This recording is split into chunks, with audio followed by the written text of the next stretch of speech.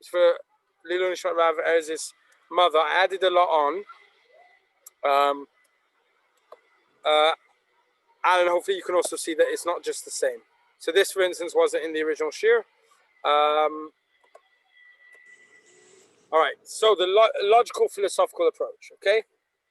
We have something called universal ethics. So I would advise everyone, if you see everyone here on the left, Rabbi Lawrence Kelman, he's the author of 2 books called Permission to Receive and Permission to Receive. He might be the author of more books than that, but those are the books I know of. Very, very, very cool books. I'm just going to try and mute everyone if I can do that. How can I do that very easily? I don't know if I can do that easy. Guys, would you mind muting yourselves? Just because I can't do that right now in mid-share. All right, so if anyone has any questions, please stop me. So he has very cool books. I recommend, we have both of them in the Mechina. I really, really recommend taking them. One of the things about Emunah is the logical philosophical approach. And one of them is universal ethics. So, meaning everyone universally agrees that murder is wrong. Oh, bring me a riot from extreme terrorists. They would claim that it's not murder, meaning they concede that murder is wrong. They just define murder differently to us, right? They don't claim that you can just go around killing innocent people. They claim, however, that the people they are killing are not innocent. They are in fact guilty of being heretics, guilty of being whatever they claim is wrong with the Yazidis and stuff, okay? The people who they are killing around the world. Okay, so he says like this: many people believe in universal ethics, i.e. standards of right and wrong that extend across all geographic and temporal boundaries. The popular idea that murder is always wrong, that there is something unethical about slaughtering guiltless, non-threatening human beings in any country at any period in history, is an example of just such a universal ethic. There is a term for that which is greater than nature, the supernatural. One who wishes to affirm eternal universal ethics like murder is always wrong must admit the existence of a supernatural moral arbiter, a God. There is no other source for such ethics, right? If you want to think that humanity across the world came to the agreement that murder is wrong, that's a fluke. Says Rav Kelman, it must mean that, no, actually, there's some godly arbiter, godly judge directing. Now, this doesn't prove that God is the right one, our God. This proves the existence of a God. And as such, if everyone agrees that certain actions are wrong, then there must be something greater out there. Now, we could claim, but hold on, a normal case of abortion, I'm not talking about rape, I'm not talking about the woman's in danger. The people who do abortion would claim, who are pro-abortion, would claim that that's not murder. They don't think they can murder children. They claim that's not murder, even though logic would state otherwise. They don't think they're murdering their own children when they do abortion. This is not a conclusive proof. Sorry, I have a question. Yeah, go ahead. I don't understand how a common moral between humans it proves the existence of a God, because there are cases of religions that don't, cultures that are pro cannibalism, pro killing, and this is no. But they don't. To answer your question, they don't claim that's murder. Like that could just be like a culture. That could just be like a environmental thing rather than existence of a God. Like it's hard to specify that because there's the existence of a God, therefore people have a common idea of morals. It's more like okay. So you seem to be going on. Let's see if the third paragraph helps you, because you're saying it's not conclusive. And that's what he says right now in the third paragraph. It's not a conclusive proof that God exists. Some people believe that morality is an individual, virtually aesthetic preference, that there are no universal rights or wrongs, that murder is not absolutely evil, right? There are some people who think, like according to your saying, murder may not be wrong. There are also people who prefer to believe that murder is absolutely evil, but who abandon such position in order to preserve their agnosticism. Okay, they don't believe God exists, and if you prove to them universal universal ethics proves that God exists. They'd rather say, no, it doesn't, so as not to prove that God exists. Both groups will be unmoved by the moral approach to God's existence. There is, however, a third group, a group persuaded that murder is universally and eternally wrong, and the other So wait, Ralph, I have understanding a that both question. exist. And this group, the moral approach to God's existence offers permission to believe. Okay, it offers a permission to believe. This can be a basis. Okay, meaning if you want to claim that no, there are other religions out there. Well, even if they claim it's not from God, let's say Buddhism, for instance. Buddhism doesn't believe in God, but they do believe murder is wrong. So, is that does that disprove? No, it doesn't disprove, because this point is, even though they today may not believe from God, the fact they came to the conclusion that murder is wrong is because God gave it a directive 1,000 years ago, and it was adopted by them, and they later gave up on God because of Buddha's teachings and stuff. But that's where it comes from. You can disagree with this. It's also not conclusive, Levi, like you said. If proof of God was conclusive, then we wouldn't have free will, right? But we're going through different approaches to achieving Emunah, and this is one of them. How did Noah and then his generation then believe in God if his generation was completely like bad and they raped, they killed, they stole, and did all this? How was he able to know that I was wrong then in that sense? How is what? What's the question? How is Noah? Noah able to discern that God, like those morals, raping, killing, and stealing, that was wrong in their generation? Because he was close to God. So this doesn't disprove it. It doesn't mean. I don't think they would have said murder is allowed. They just didn't care. There's actually, where did I find this? This was in. I'm a bit behind in Daf Yomi, unfortunately, 10 days behind. But there was in Daf Yomi, there was something about three people: Noach, Eov, and no, it wasn't in. It was in Tanakh Yomi. Tirza, can you pass me that blue book over there behind you on the shelf? The big one. No, one below. Yeah, that one. Pass it. Come with that. Just the top one. Thank you. Come with that. Bring it over. Those are the boys. Yeah, you can say hi if you want. You want to say hi? You want to say hi? No, you don't have to. Okay, so I'm doing Yechezkel. Perek Yomi. Sophia, you don't have to say hi. And Noach is brought down. Let me just try and find it. It was a few days ago. Oh yeah, here it is. In Yechezkel 14:14, it talks about Noach, Daniel, and Eov. Noach, Daniel, and Eov. Hema, so it talks about these three people, Daniel, Eov, and Noach, meaning the original Noach of the Mabul, Daniel, who's thrown into the lion's den, and Eov, who are individuals who are able to rise themselves up and suffer everyone else's behavior and all the challenges were thrown at them, but they were able to pass the test. However, their righteousness was not enough to lift up the generation. It was just enough to save themselves. So how was Noah able to overcome it? Because he understood the truth.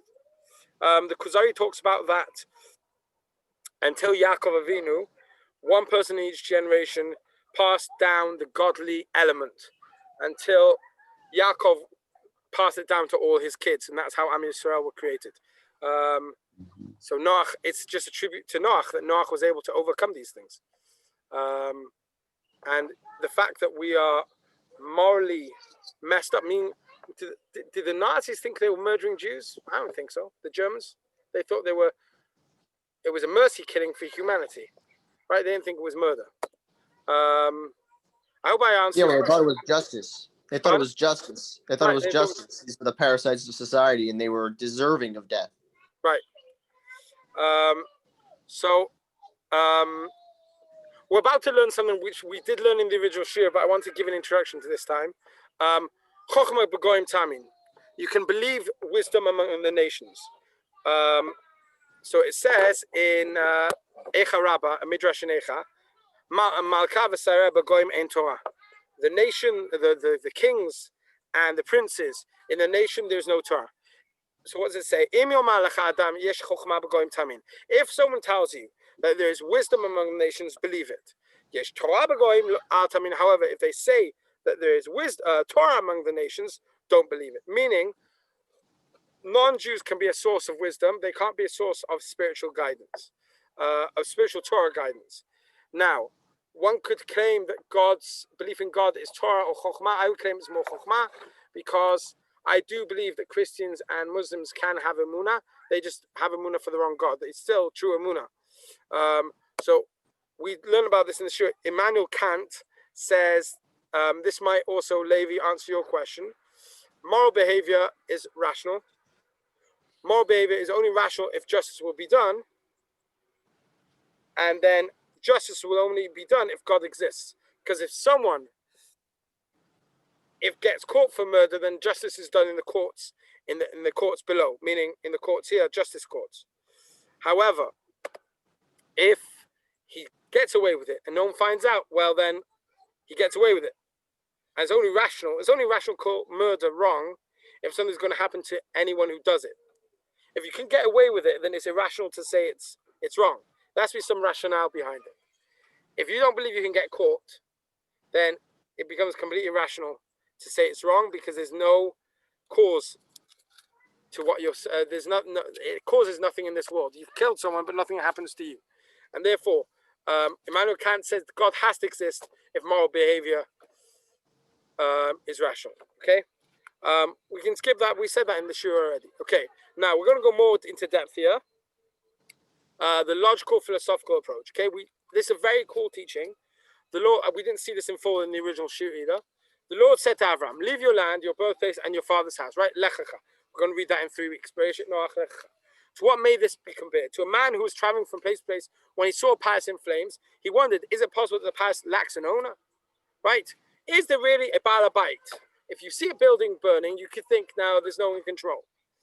The owner of the palace looked out and said, I am the owner of the palace. So to Avram, our father said, is it possible the world lacks a creator?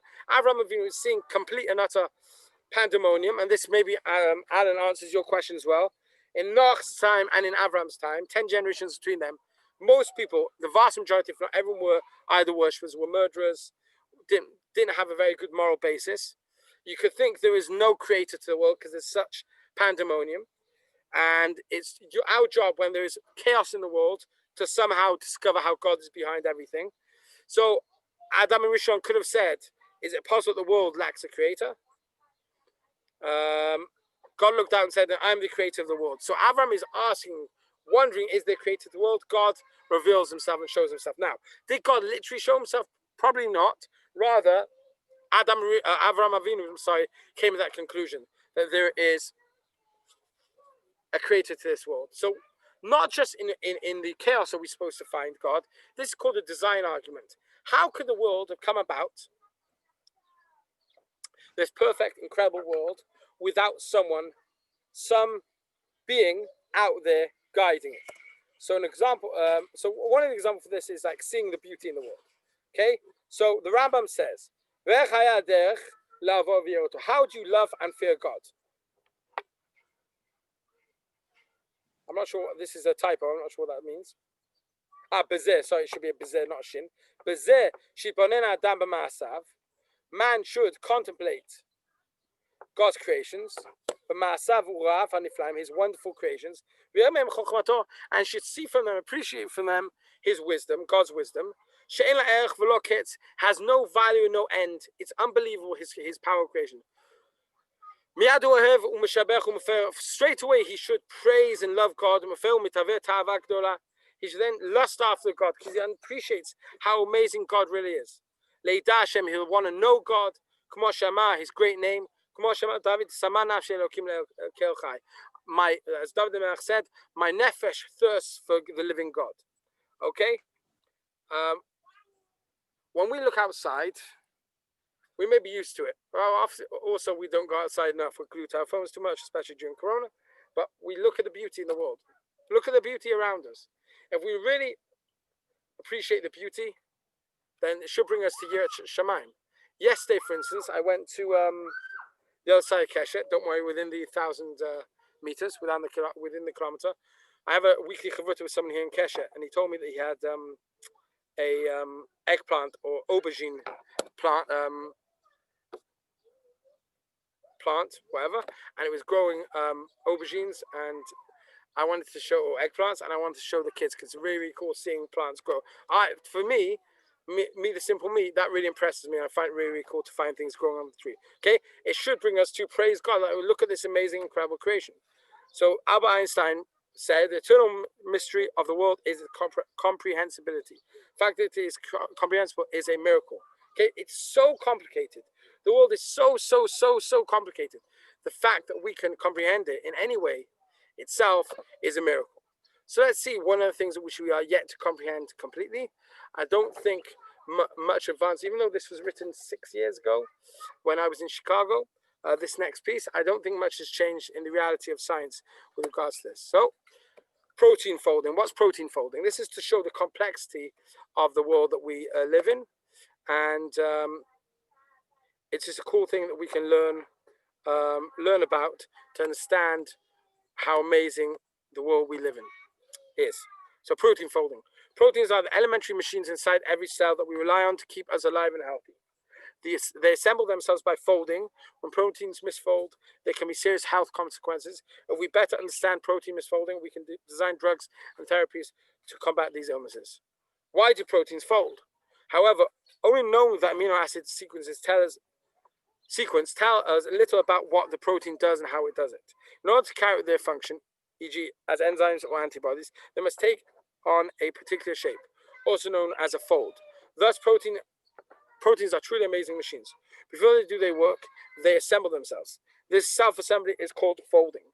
Out of an astronomical number of possible ways to fold, a protein can pick one in microseconds to milliseconds, i.e. in a millionth to a thousandth of a second. How a protein does this is an intriguing mystery.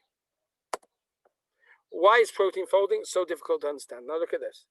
Folding is a very complex process and is often challenging to study in the laboratory.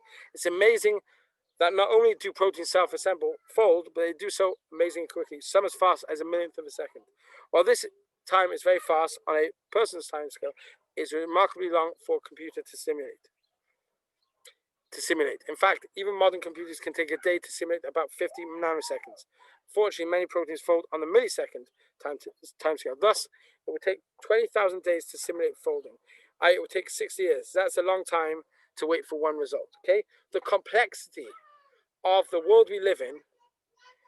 Yes, you can see evolution, and I believe in evolution. You can see how amazing it is, but to think that evolution can happen without God knocking along, without God's helping hand, without God being the one who's behind everything, without God being the one who created this incredible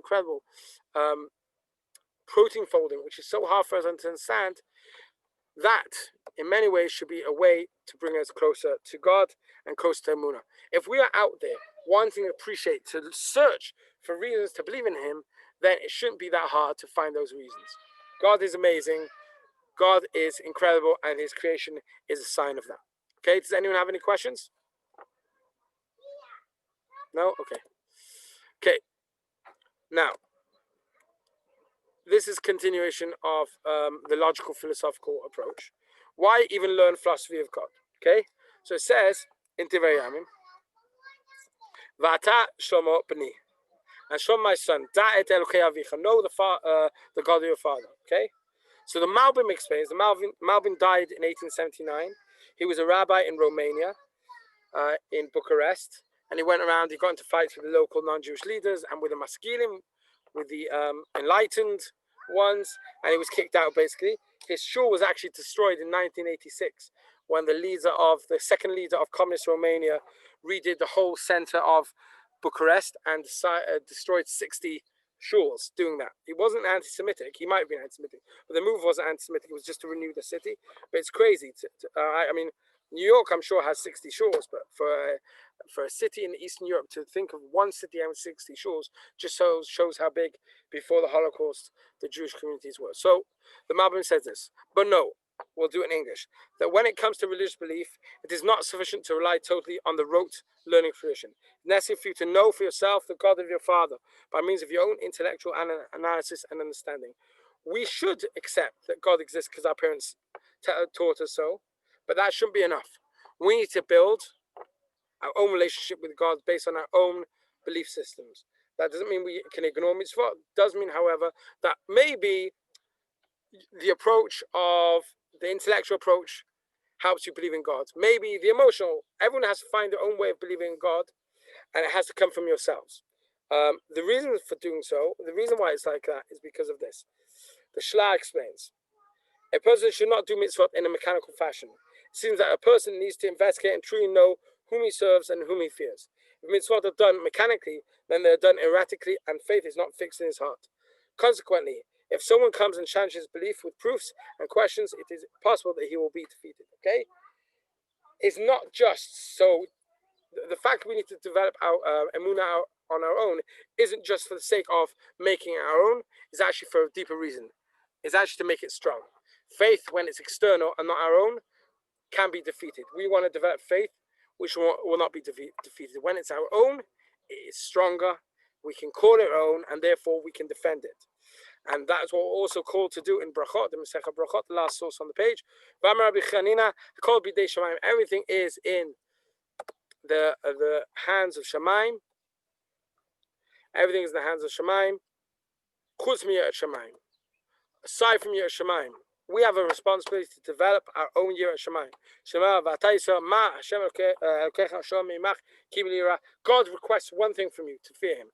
You, Yossi, you Aaron, you Alan, you, I can't remember who else is here in the conversation, you Alex, and if anyone else is here, also you. We all have to, and Levi, we have to develop our own Emunah, our own fear of God, independent of what we've been taught before. Meaning, in addition to it, but independently. Okay, so there's another logical. Yeah, but go back into the Emunah. Shouldn't we develop our Emunah through observing the halachot? Like how? But it also, like it just said that okay, if we're doing the halachot without fully understanding it and doing it mechanically, then we don't have Emunah. Like that, we're not having enough Emunah to do, or we're not having enough Emunah. But shouldn't we do halachot and strengthen our Emunah from there? Yeah, he's not saying you shouldn't do mitzvot. You should do mitzvot even if they're mechanical. But if they are only mechanical, then you're bound to fail eventually. And so you should like both money. You should do both. And if you're doing it mechanically, we believe in Toch Lo Shma Balishma, that from not for the sake of the mitzvah will eventually come. You'll do it lishma. You'll do it for the sake of the mitzvah. But it's not like a hocus pocus, kabbalistic, lucky charm. You also have to learn by doing tzitzit. Even if you don't know the reasons, if you never pick up a book about tzitzit, doesn't mean you're going to start doing it for the sake of heaven. You actually need to learn what the sake of heaven is, what it means. Okay, so yes, you have to learn about the mitzvot, but deeper here is the reasons behind the mitzvot and Emunah itself. I don't think I gave a shir on this yet. I think I gave it at the end of last year.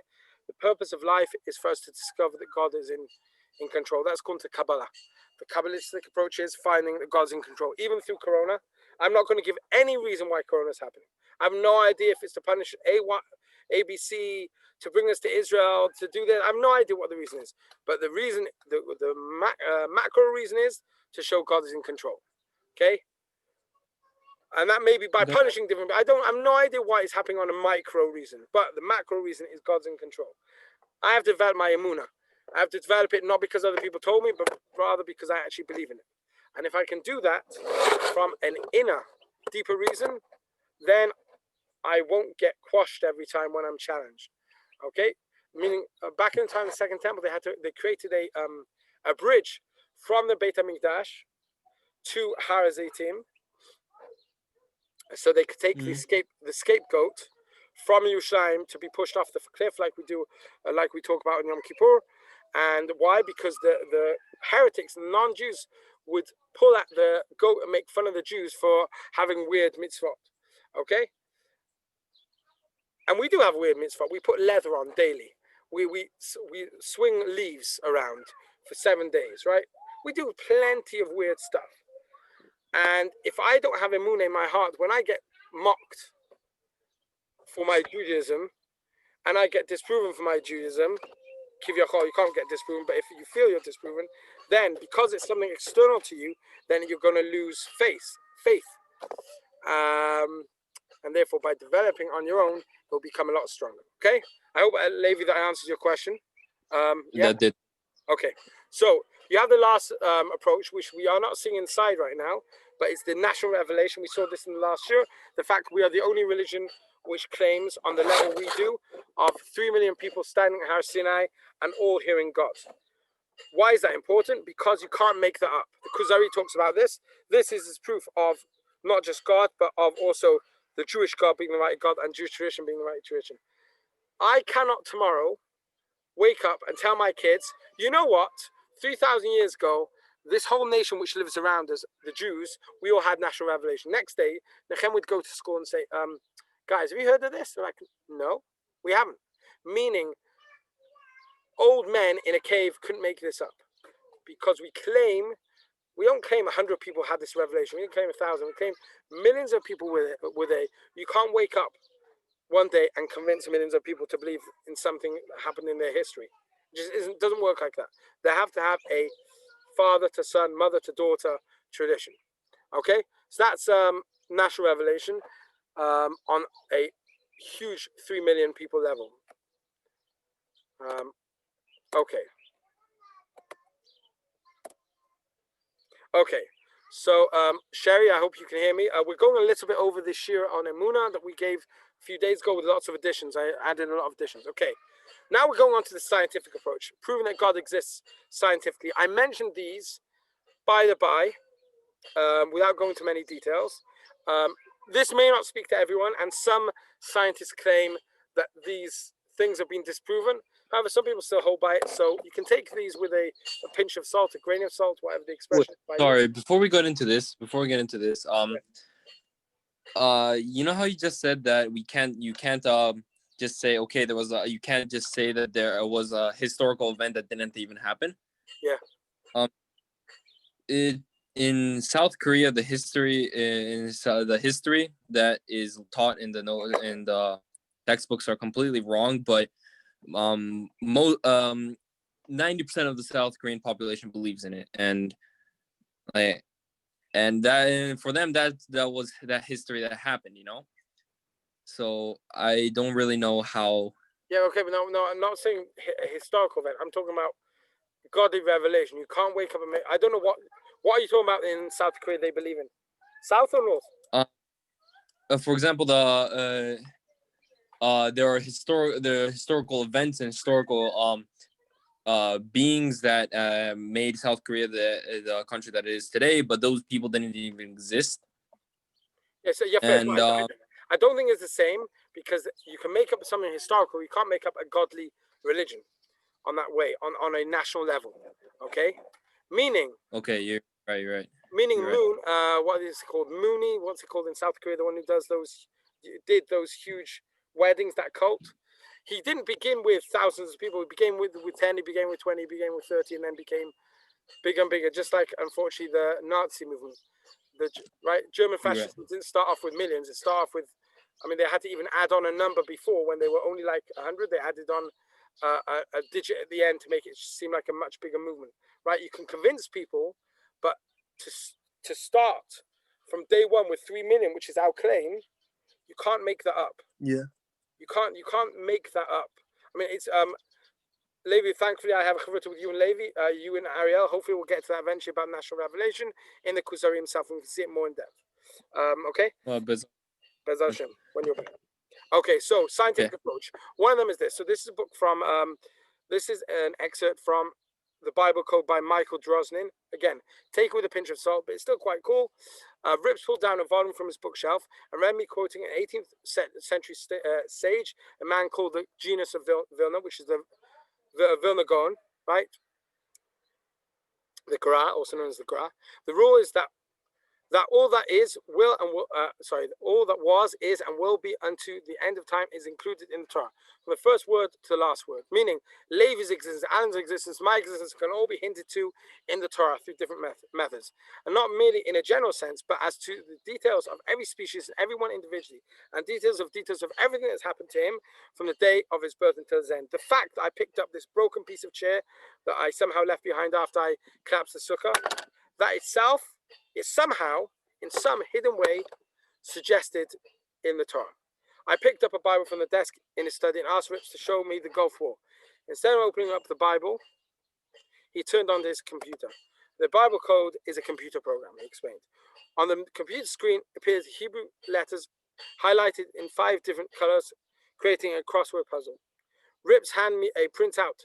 Hussein, Scuds, the Russian missile were all encoded together in Genesis. The full code sequence stated Hussein picked a day. Here in Genesis chapter 14, where we have the story of Avram's wars with the surrounding kingdoms, which is Matim, which fits because Avram was fighting with kings from Babel, from Assyria, from that area, and that's where Hussein, Saddam Hussein, was also fighting from. We found the date, fire on 3rd Shvat. Rips looked up from his computer. That's the date in the Hebrew calendar, equivalent to January 18th, 1991. He explained, is the day Iraq launched the first Scud missile against Israel. How many dates did you find? I asked. Just this one, 3 weeks before the war began. He replied, but who knew 3,000 years ago that there would be a Gulf War, let alone that a missile would be fired on January 18th? Rips answered, God. Okay. Where is it? So this is the picture of the Bible codes. We won't go too much into how it works, but if you see here on the left, can everyone see my mouse if you've got a screen in front of you? Here you have Esh, Begimel Shvat, fire on the 3rd of Shvat. Here you have Milchama, you have Hussein, Chet Vav Samach, Yud Yud Nun. Saddam is also there, Sin, where is it? Sin Dalet Mem or something. You have all these different hints towards it. Till is a missile. Now, some people claim this is wrong. Some people claim statistically it can be done with other books. Others still hold by it. It's a cool thing. Thing can be found. And the Gra is still right. The Gra is right that everything can be found in the history, meaning the Torah can be found, can be used, to tell the future. Whether the Gra meant to use Bible codes as a method, right? I'm not sure. But it does work, so maybe it does work. Maybe it can be found in other books as well. Maybe it can be found in randomly looking through Moby Dick. Someone claimed, I don't know. So if you see here, at the top right, Hakanani Vaprizi as Yoshev Ba'aretz, that's a quote from Bereshit, I'm sorry. So that's where it's from, and it's found these hints in these psukim. Okay, so if you believe that God is actually, someone is hinting towards future things, well, this can't be human authored. If you believe that really Bible codes do work, then God must exist because he is the only one who can tell the future. Okay, there are criticisms. The statistician Jeffrey S. Rosenthal showed in his book Struck by Lightning, the Curious World of Probabilities, the hidden messages are statistically expected and hence should not be seen as divine messages, much less as predictions of the future. Mathematician Brendan McKay illustrated this point by finding messages in the English texts of Moby Dick that supposedly predicted famous assassinations of the past, such as the assassination of John F. Kennedy and the assassination of Indira Gandhi, one of Mahatma Gandhi's family members. You can do this, you can disprove it, prove it. The point is, there are people who believe in this, and if this helps you get to faith in God, then Zayt Gesund, Baruch Hashem, it helps you. But there is criticism directed towards it. Okay. The Cohen gene. I don't know if we have any Cohenim online today with us, but there's a cool thing in the Cohen gene. So Dr. Karl Skorecki, a Cohen of Eastern European parents, was attending synagogue one morning. The Cohen called up for the Torah reading that morning was a Jew of Sephardic background whose parents were born in North Africa.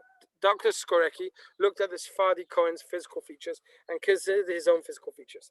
They were significantly different in stature, skin coloration, and hair and eye color. Yet both had a tradition of being Kohanim, direct descendants of one man, Aaron, the brother of Moshe.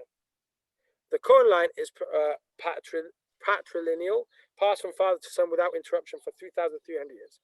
Being a nephrologist, and a top-level researcher at the University of Toronto and the Rambam Technical Medical Center in Haifa. He was involved in the breakthroughs in molecular genetics, which are revolutionizing medicine and the study of life sciences. He was also aware of the newly developing application of DNA analysis to study of history and population diversity. Right, you have these videos on YouTube where they do these, and Facebook where they do these, like, who are you? Oh, I'm 5% Angolan, 20% Jewish Ashkenazi, 50% Chinese, all these cool things, okay? So he was aware of that. Dr. Skorky considered a hypothesis.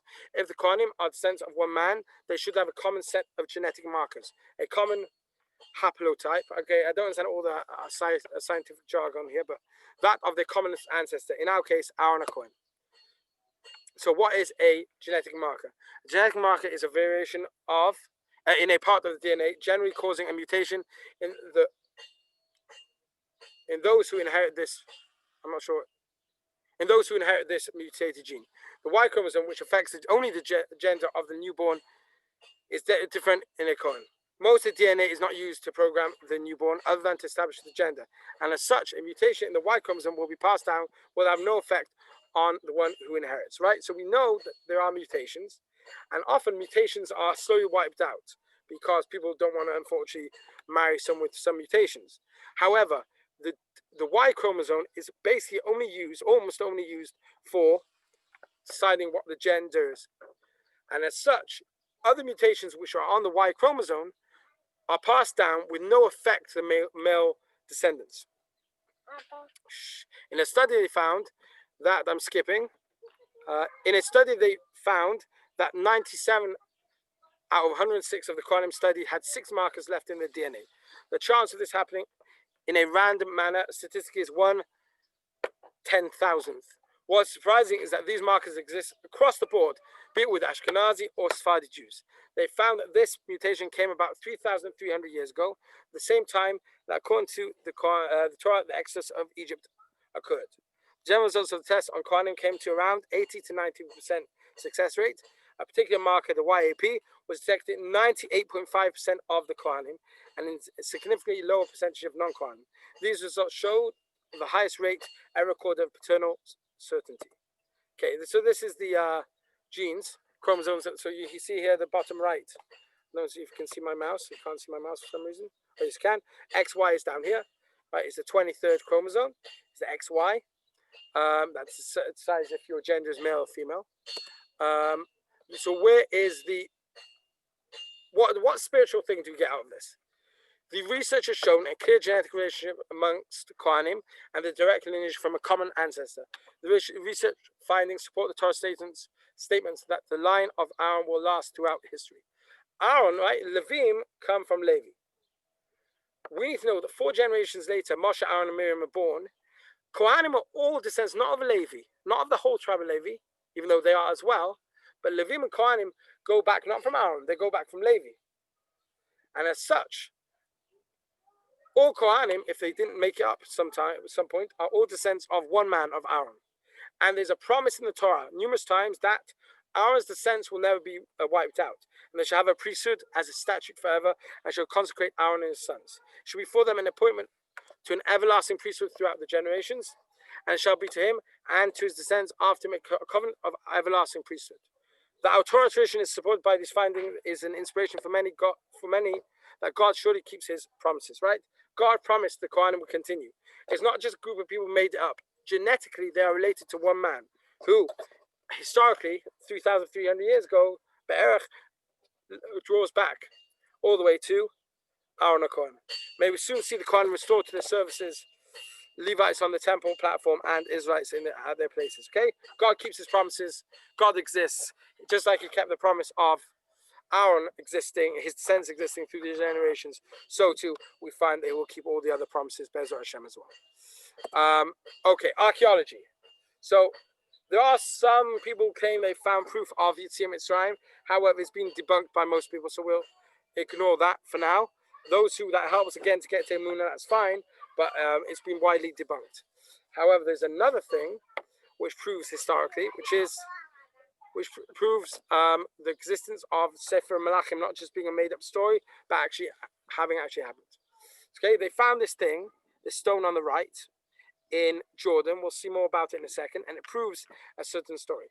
So around 2,800 years ago, the book of Malachim tells us of Omri, king of the northern kingdom of Israel, who conquered Moab, returning to the control of Am Yisrael. Omri's son Achav continued this arrangement, yet after his passing, the king of Moab rebelled against the new king of Moab, rebelling against Yoram, new king of Israel. We are told that Yoram unites with the king of Israel, Yehoshaphat, and with the governor of Edom, and attacks the province of Moab. The battles documented in the Tanakh end up with a stalemate, with most of the area being reconquered by Israel, but with some of Moab continuing to rebel. The battlefield is abandoned after the king of Moab offered up his son as a sacrifice. This is according to the closing verse of the aforementioned chapter. Right, it says in Kings, Amazia took his firstborn, who would reign after him, and burnt him as an offering on the wall of the city. Right? So if we go back to universal morality, ethics, this king thinks that, his name is Mesha, thinks by offering up his son is not murder, rather it's a human sacrifice to God, and it's fine. But he does this, and there was great wrath upon Israel, and they withdrew from attacking him and returned to the land. Okay, this is the story. It's documented in Sefer Malachim. Now, the Moabite stone found in 1868 in Jordan tells the story of Moab on the eastern side of the Jordan River around 2,850 years ago, 840 BC. It relates events from the viewpoint of the Moabites, who had been invaded by Am Yisrael. The text found on the tablet tells of Omri, the king of the northern tribes of Israel, the 10 tribes invading Moab and occupying the land of Moab. Later talks of the rebellion of Moab that occurred in the time of one of Omri's descendants. Okay, which you see is Yoram. What is the significance of this discovery? So without seeing inside, it shows that we are not just disconnected to history, right? Levi asked about South Korea having some historical facts which are not proven and have been even disproven. So here we find in archaeology, 2,800 years ago, there are findings which prove our history. Now, does it prove Yetziat Mitzrayim? It doesn't. Does it prove Sefer Malachim? It does. And if Sefer Malachim can be proven, that shows that the Nach, Nevim Ketuvim, is, by large, can be historically proven. Because if and up until then, if after that is proven, and before that, then we've actually found a way of proving a lot of the Nach. Torah, you could still claim that is made up, but we have the the Kuzari's claim of Sinaitic revelation that everyone Torah was shown at Sinai. Okay, right. So if you see here, we saw this also in the original Shir. Once unthinkable, the accounts of creation by Torah and science are converging. Right, more and more. Gerald Schroeder, who is he has a PhD, we learned in what's it called? MIT, I think. He was a lecturer in MIT. Now he teaches in Aish and he lives in Israel. He is more and more finding how Torah and science can converge and are not contradictory. Now, this again doesn't prove God's existence, but it does, however, show that science doesn't necessarily disprove the Torah, and more it's becoming possible to explain things scientifically. And how the Torah and science converge and do not contradict. Okay. Now, Rav Pinkus has a huge disclaimer on using science. And it comes as a disclaimer against the use of science, not using logic. Now, we have 5 senses. He calls the 5 senses the biggest deceivers. Because most of us, at least I'll speak for myself, we can't see God. We can't feel God. We can't hear God. God doesn't exist by use of our 5 senses. Okay, no one should cut me out and then say that I don't believe in God. I do believe in God, but we can't see God, we can't feel God, we can't hear God, we can't taste God, and we can't, which one did I not see? See, hear, smell, taste, and feel. We can't feel Him. And therefore, those 5 senses, which science measures, right, they deceive us. And therefore, science isn't necessarily a good measure to prove God's existence. All the 5 senses, Einayim, Oznaim, Af, Tam, Mishush, Hem Chameshet, Hameshachrim, Hagdolim, Bolam, they are the 5 biggest deceivers. They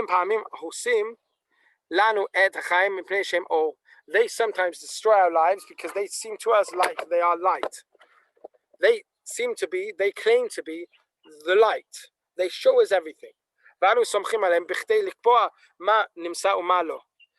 כמה ואיך. We use the five senses to measure things. And we think we are enlightened, we can see. But in actual fact, we are blind. Why are we blind? Because we don't have the spiritual eyes. We're not Nevi'im. And therefore, we think we're in light when we don't actually understand that we are, in fact, blinded. In the second paragraph, what someone who understands he's in darkness, he understands, he doesn't understand everything. Therefore, he asks who is actually found in light. Now, back in time when we had Nevi'im, we could understand we were in darkness, they were more in light, and we'd ask them. Today, we don't have true guidance, because even though we have rabbis, they don't have Nevuah or Ruach HaKodesh on the same level as Nevi'im to guide us, but we need to at least know that we're in some ways in darkness. Someone who thinks he's enlightened, he's in the light, will never ask, because he thinks he can see as well as he could. He is in the light. However, that is far from the case. Man who walks around the world without considering what's around him, he won't see the beauty of the world. Oh, I see a flower. I understand. No, you don't. See the beauty. See how amazing it is. It's so much more than just what you can see. You can see the beauty in every small flower. I wish I had a prop here. There are flowers here in the garden. I can pull up a flower and analyze it, right? But there's more than just the physical analyzation. It's a lot deeper than that. The beauty is a lot deeper. Man who actually does contemplate, he has an outpouring of joy, giving thanks. He gives thanks every time he goes out of the bathroom, because he understands that what just happened is a lot more amazing than just day-to-day going to the bathroom. Why?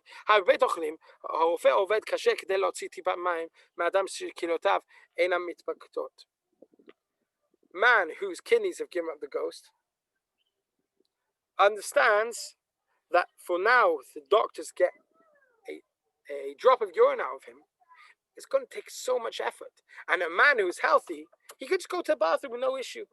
How much should he be giving thanks, right? I look at myself, I look at the world around me. Oh, it's pashut. It's simple. No, it's not. It's so complex. Not just complex what I can see, but beyond what I can see. The way God brings down the koach from Shamayim to give life force to everything is an amazing, amazing thing.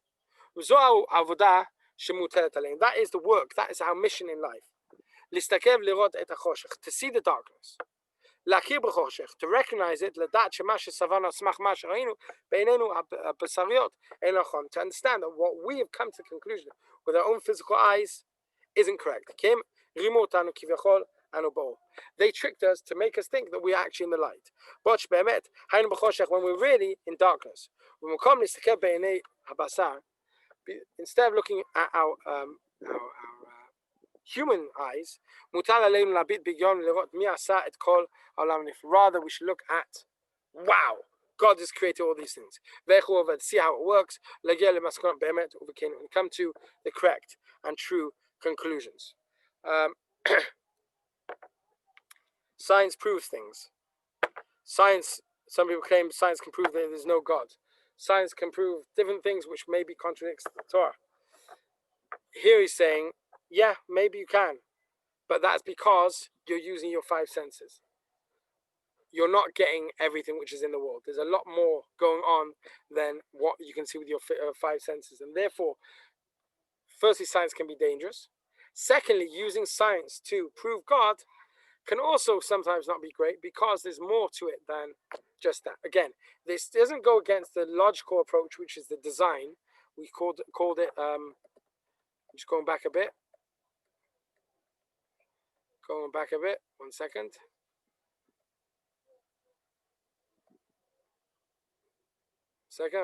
The design argument. The design argument, even though we talked about science there, wasn't going on the back of the science. It was going on the logical. God's amazing. Look at his creations.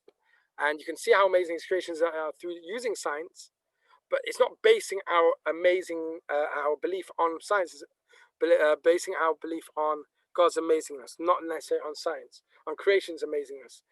Rav Pinkas is claiming that don't necessarily develop your Emunah on science alone, because science in some ways can be the biggest lies because it's using the five senses, which are a limited form of understanding, because the world is a lot more complicated than the five senses we have. Okay, so we saw the gene, we saw Bible codes, we saw genes, we saw archaeology, and we saw the approach of science, of Rav Pinkus maybe being wary of using science as an approach. We saw this in the original Shira, so I'm not going to go too much into it. Rav Soloveitchik, in a hesped he gave for the Rebbetzin of Talna, who was her husband was a rabbi, a Hasidic rabbi, and when she passed away, he gave a hesped, a eulogy, and in it he brought up his relationship with his mother, his own mother, and said his mother gave over the emotion, showed the beauty of the Torah. And a lot of Emunah comes from, I learned from, just to read the last 3 lines, I learned from her the most important thing in life, to feel the presence of the Almighty and the gentle pressure of His hand resting upon my frail shoulders. Very often, Emunah doesn't need to be logical, doesn't need to be scientific, doesn't need to be philosophical. It can also just be that relationship you felt with God. Not all of us always feel it, but very often Emunah comes from our mothers, showing the beauty of Judaism, and that can show us and convince us that God is there, His gentle pressure of His hand resting upon our frail shoulders. We are weak sometimes. Who gives us that koch? It's God. Who is often the one who shows us God is there? Our mothers. Emunah comes from the word imah, mother. There's a famous story, I can't remember who, maybe Sherry knows who the author of this saying is, when someone's walking on a beach and he only sees his own footprints behind him, and therefore he feels he's going alone, and the teaching is no, God's there. Why the only one footprint? Because God's the one carrying you. Okay, God's the one who's picked you up, and therefore that's why you only see one person's footprints, because God's the one who's carrying you along. So very often the one who can show you that beauty is your mothers. But anyone who wants that source to see inside can see another time. As we go up on YouTube again, I might delete the original shir because this one is a more full version. Okay, and then we also saw this. We're going to see one more source after that and then call it a day. There were 2 Masoras that Moshe transferred to Yeshua. This is again in the name of Rav Soloveitchik. One is the tradition of Torah learning, of Lomdas. The second Masorah, the Hod, was experiential. One can know the entire Masech Shabbat and yet still not know what Shabbat is. To truly know what Shabbat is, one has to spend time in a Yiddish home, in a Jewish home. The beauty of the mitzvot is often what can also convince people of Emunah. Okay, which parental advice is to make Judaism fun, not make it suffering, right? Not to make it feel restrictive, even though it is restrictive, to allow your children to feel the beauty of Judaism. That often comes from the mother. Men are sometimes the guys who set the rules, fathers. Not that women don't set the rules, but the women are often the ones who show the beauty of Judaism. Now I want to see one more thing, which is from Rav Shagar, which we didn't see in Shur. Rav Shagar was passed away at quite a young age, in 2007. He was born in 1949, as you can see. He was, for a short term, he was for a long time a Rav in our cartel, and then he was the Rosh Yeshiva only for a short while. Then he went and set up a yeshiva in Efrat, and then he passed away. So he was known as like a postmodern teacher, whatever that means, teacher of postmodernism. See, this very, very beautiful. So hopefully you'll stay with me. Even though science can challenge Judaism, it's not so exaggerated or disproven to still believe, even though the science. Rather, Emunah has a very deep connection with humanity. A lot deeper than any scientific or cultural understanding. Emunah is found in the foundations of belief. Meaning that man feels in life. Yeah, we do have one of the problems in the postmodern age is that people are lacking meaning. Simple people just don't have meaning to life. They're just looking to finish the next day of work and get their paycheck, and they're not searching for meaning. However, someone who does feel meaning, and the belief systems, the values that he's willing to give his life for, hanefashot ha'ahavot elav, those that he loves, hamagan amok ben adam, ben bnei adam, that deep connection he has between people, which may not always have, and more people are having less and less connections with people. So I can't remember who said this. Someone told me once that he was in a school in Chicago and asked one of the kids there, how many friends you have? And he said 942. I was like, what do you mean 942? It's like, those are my amount of friends on Facebook. Okay? Friendship isn't just how many friends you have on Facebook or on Instagram or on Snapchat or TikTok or whatever you're using these days. It's a lot deeper than that. And it's sometimes hard to feel. So all these deeper, however, connections with ourselves, with values, with meaning to life, hasevel kamo gamma osha, also suffering just like happiness. They don't prove God's existence. Rather, these are God's existence themselves. Okay, when you feel something greater in life, that's when you feel God. It doesn't prove God, it is God itself, however. They don't prove anything external. They themselves prove holiness in the world. It makes sense that men and women, people should not be searching for deeper things. We should be like animals. A lion looks to expand, a male lion looks to expand its pride, looks for its next meal. Why aren't we like that? Why aren't we just animals searching for the next enjoyment?